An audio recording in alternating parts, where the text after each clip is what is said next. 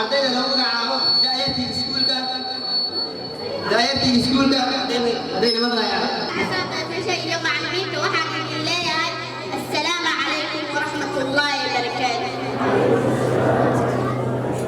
waan halkan ka soo jeedinaynaa anaga iyo asxaabtayda nashiido